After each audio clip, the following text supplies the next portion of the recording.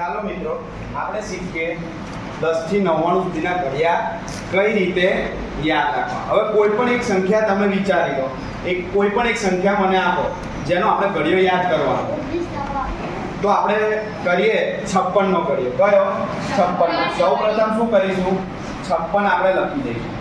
તો 56 સેજ છૂટા લખીશું. શું કરીશું? છૂટા લખીશું. વચ્ચે કરી દો એક લીટી.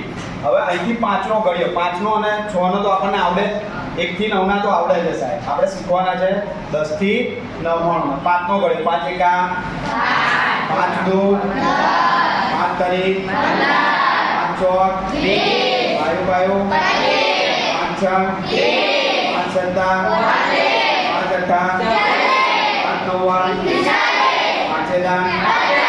चलो आटली खबर पड़ी गई. હવે 6 નો 6 એકા 6 દુ 6 તરી 6 ચોક 6 પંચા 60 6 સત્તા 6 અઠ્ઠા 6 નવ્વા 6 એલા લખી નાખ્યું.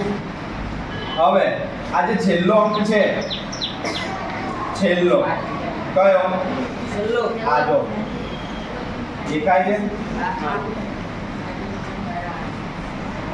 એને આપણે લખી દઈશું સાઈડ પર. તો જો શું શું છે? તો 6 શું છે? 6 2 8 4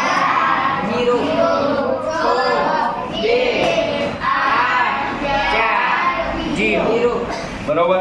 હવે બે સંખ્યા વધી. જો અહીં કશું નથી એટલે 0 કહેવાય. તો આ બેનો સરવાળો, આ છેલ્લાનો સરવાળો, આ છેલ્લાનો સરવાળો, આ છેલ્લાનો સરવાળો. તો જો 5 ને 0 10 ને 1 15 ને 1 20 ને 2 25 ને 3 30 ને 3 35 ને 4 40 ને 4 45 ને 5 45 ને 5 50 50 નો 6 તો આ રેડી થઈ ગયો તમારો ઘડિયો. ઘડિયો કોનો ઘડિયો સાહેબ? 56 નો ઘડિયો. આ રીતે તમે કોઈ પણ ઘડિયા લખી શકો. ઘરેથી મને 87 નો ઘડિયો લખી લાવવાનો. કયો? 87.